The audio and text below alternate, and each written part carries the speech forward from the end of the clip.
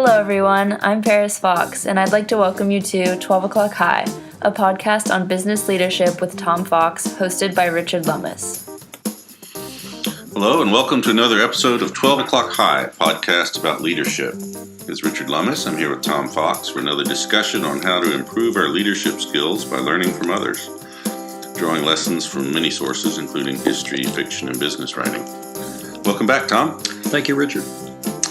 Today we're going to begin a series on leadership qualities of some of the early presidents of the United States. And today's topic is going to be Andrew Jackson, 7th president, served during a very tumultuous period, both socially and economically and politically. In fact, researching for this episode of 12 O'Clock High, I was struck by the contemporary feel of some of the controversies he was involved in. Tom, where do you want to start? Richard, I'd like to start by really echoing your last thought that I was surprised how much the controversies, leadership styles, and events and outcomes really mirrored many of the debates that we're still having today. One of the things I hope we can talk about here is the non-renewal of the bank charter, which was one of the seminal events of the Jacksonian presidency, but how that debate on federal centralized bank versus a decentralized bank has really gone on for the life of this republic.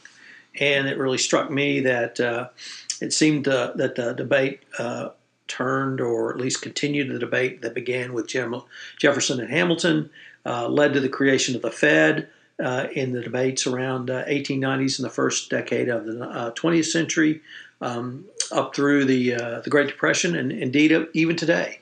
So you're absolutely right. The contemporary nature of a lot of these events, I think, will provide us some interesting fodder today.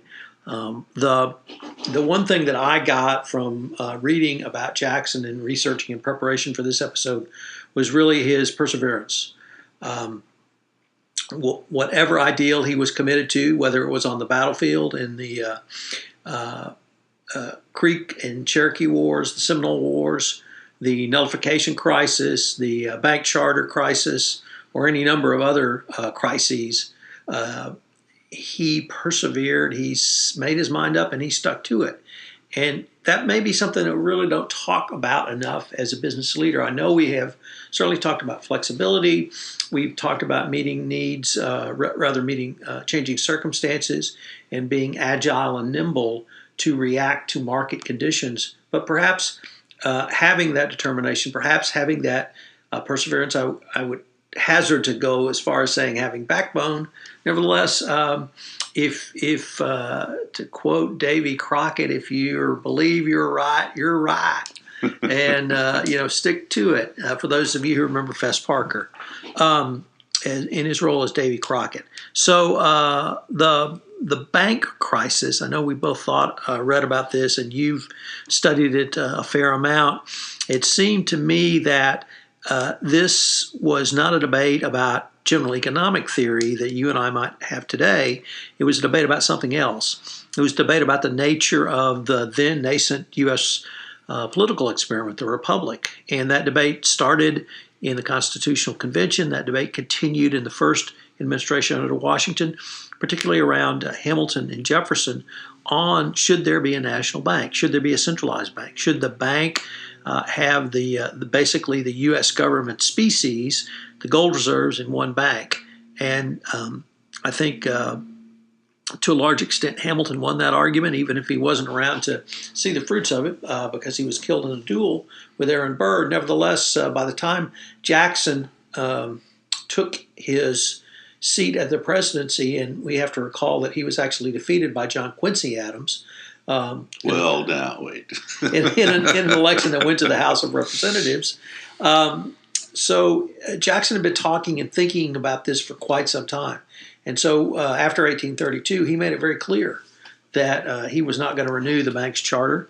And he basically had an economic war with Nicolas Biddle, the head of the bank, to take control of it and not to renew its charter in the face of some I found very persuasive arguments, and arguments made by some very influential people at that time.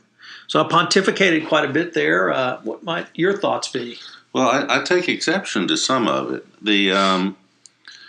A couple of things really struck me when I was looking at this. The first was that between the first election that, as you pointed out, went to the House of Representatives and resulted in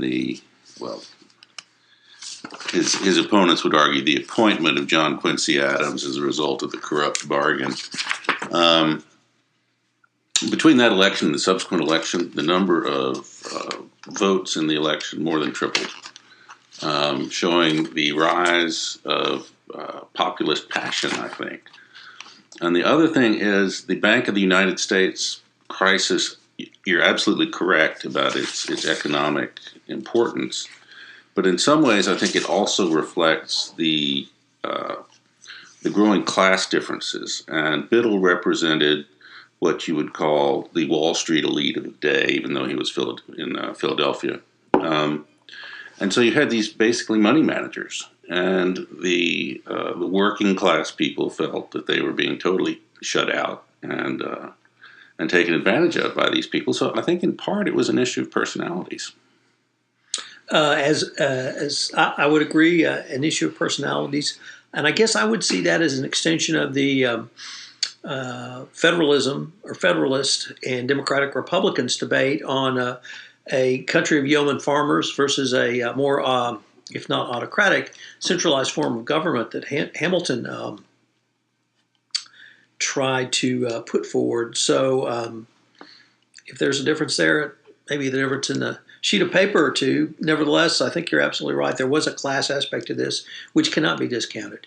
And the other thing that struck me was I had frankly forgotten about the veto and the speech around the veto.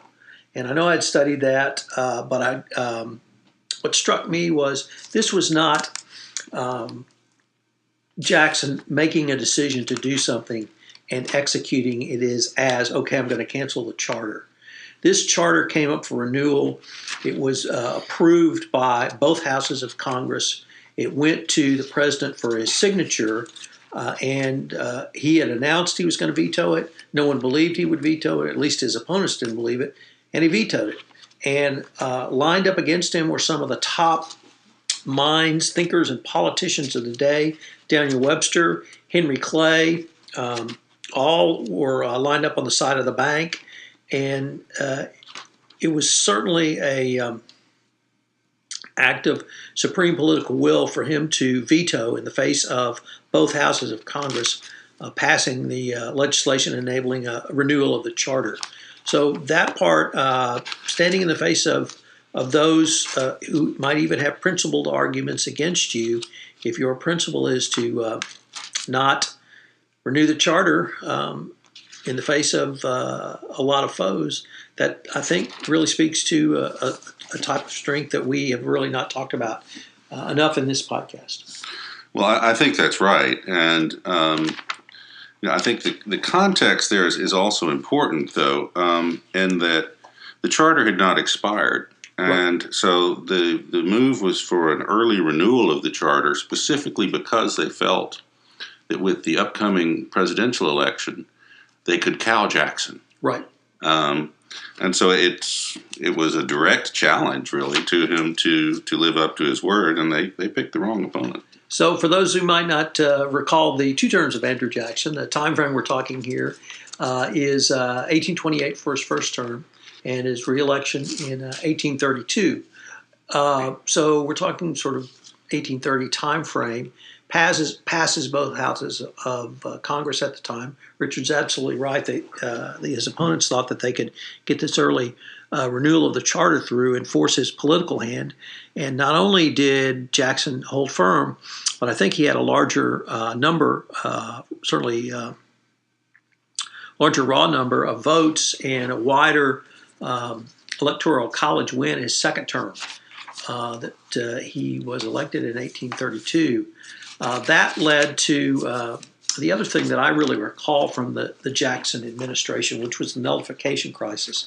And I don't think we probably have time to really go into at length what caused the nullification crisis. Nevertheless, it really was a crisis. And it was a crisis around federal government power versus states' rights power. And here, you might have thought that Jackson would favor states' rights based upon his views in the Bank of America charter crisis. Nevertheless, Jackson stood firm for the Union, and he stood firm against the other of the great politicians of the mid or early 19th century, John C. Calhoun, and the state of South Carolina, firmly that he would not allow them to nullify federal laws. So many saw this as a precursor, or at least a opening salvo, which led to the Civil War. But the nullification crisis was equally as big a crisis as the banking crisis. And where I studied history, it was viewed as a much higher crisis. Well, and I think that the people who look at it as a prelude to the Civil War may be looking at it wrong, that it really may have postponed the Civil War for over 2 decades. Right. Which in some contexts I think is a victory. I was looking at my notes for something else that struck me when you were talking about the veto of the bank charter. And it was how Jackson changed the role of the presidency completely into one where the president took a major role in shaping public policy, really for the first time. Washington established the principle of sort of a disinterested chief executive. So maybe it was shifting over time, but in the first 39 years of America's existence, there were a total of 9 vetoes by presidents of legislation. And Jackson vetoed 12 bills in 8 years. So I think we're looking at a real sea change in the active type of leadership.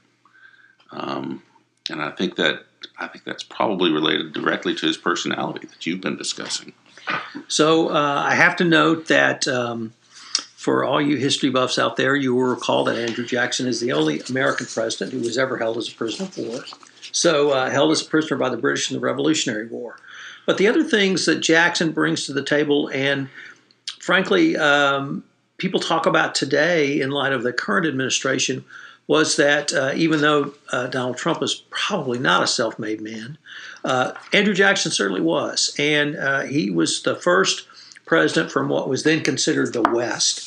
And he utilized the core constituencies he had from what we now call the people to build a political party and to build enough momentum to take him almost to the very cusp of the presidency in 1824, but certainly to the presidency in 1828 and again in 1832. So Jackson was really the first American presidential example of someone who pulled himself up from his bootstraps and achieved not so much fame, but certainly greatness in a way that was not available in many other countries at that time.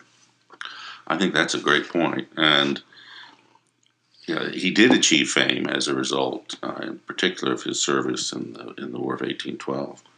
But yeah, I think it's the fact that he was able to rise so high is remarkable. I think he's also the only president who's known to have murdered someone. I think that was a duel. I'm not quite sure I would call that a murder, but my somewhat flippant reference on Davy Crockett, and I tend to think about the Indian Wars that Jackson was involved in. But he was, you're absolutely right about his role in the War of 1812 and his defense at the Battle of New Orleans. We really haven't taken a look at leadership lessons from his military career, but if I could kind of delve into that from his Indian Wars and certainly from the Battle of New Orleans, were 2 things that struck me from my studies of him. The first was that he utilized the ground, the physical aspect of the layout in the area south of New Orleans as a huge defensive area, and he forced the British into marching across essentially a marsh where they had inflating fields of fire and just cut down the British. Perhaps that somewhat was due to the way the British Army operated in 1815 or 1814, but nevertheless, in that war he used geography as a defensive mechanism offensively. In the Indian Wars, he had to be much more creative because the Indians obviously were much more fluid, even if the battles were fought in places no longer remembered in Alabama, such as Horseshoe Bend. And as with, unfortunately, most Indian wars, the fighting tended to be savage, and he was, most of the time, had superior forces, and he brought that superior force to bear.